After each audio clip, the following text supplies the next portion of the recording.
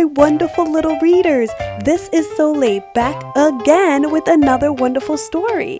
Tonight, we're going to be reading Not Quite Snow White. I hope you're excited to read along. If you haven't subscribed yet, hit that subscribe button and that notification bell. So, go ahead, grab a chair, grab your books, sit back, relax, and enjoy. Not Quite Snow White. Written by Ashley Franklin. Illustrated by Ebony Glenn. For Tameika, it was always the right time and place to dance and sing. Tameika had a hip, rolling happy dance, a swayful sad dance, a stomping mad dance, and a hair flicking just because she felt fabulous dance. She sang hard with the tweeting birds and low with the croaking frogs. She always shared her love of music and movement with an audience, stuffed and unstuffed. Tameika loved the stage. It was her perfect place. She was the star of every show, and she loved every show that she started. She had been a cucumber, a space cowboy, a dinosaur, and her favorite part, a singing mermaid. On stage, Tameika felt like she could be anything or anyone she wanted to be, but she had never been a princess. Now, she would finally have her chance. Mulberry Primaries, first Snow White the Musical. Auditions tomorrow. Tameika was so excited that she went to both days of auditions for the Snow White musical. On the first day, she arrived super early. She helped friends with their lines, kept count for the dancers, and shooed butterflies from nervous tummies so songs could be sung. After the audition, Tameika heard some of the other kids whispering. She can't be Snow White. She's too tall. Oh, she's much too chubby. Oh, and she's too brown. Tameika looked at her legs. They were long. Maybe the kids were right. A princess shouldn't be taller than her prince. Should she? She looked at her belly.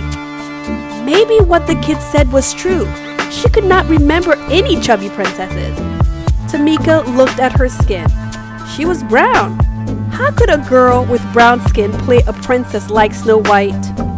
Could those kids be wrong? Maybe she was wrong for wanting to be this princess. Tameika slouched and sucked in her belly. She tried pulling down her sleeves, but there was no getting around being brown. For the first time, she didn't feel like dancing or singing. At dinner, Tameika didn't tap her feet or clang rhythms with her spoon.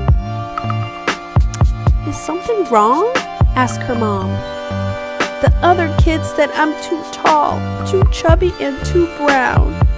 I'm not right for Snow White, said Tameika. You've got it all wrong, Mom said. You are tall enough, chubby enough, and brown enough to be a perfect princess. Besides, said her dad, Snow White is just pretend. You've always been my real princess. You're just enough of all the right stuff. He kissed her forehead. Tameika smiled. Maybe her parents were onto something. At the audition the next day, Tameika watched all the other kids get on stage and do their best. It was Tameika's turn at last. She remembered what her parents had said, but her long legs were still a little jittery. She closed her eyes and imagined she was singing and dancing for her favorite audience of friends, stuffed and unstuffed.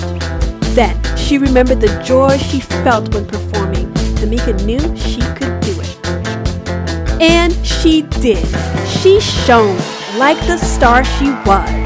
She could act, she could dance, she could sing. She loved herself as much as she loved music and movement. Tameika was a perfectly poised princess. When her audition was over, Tameika looked out to smiling faces.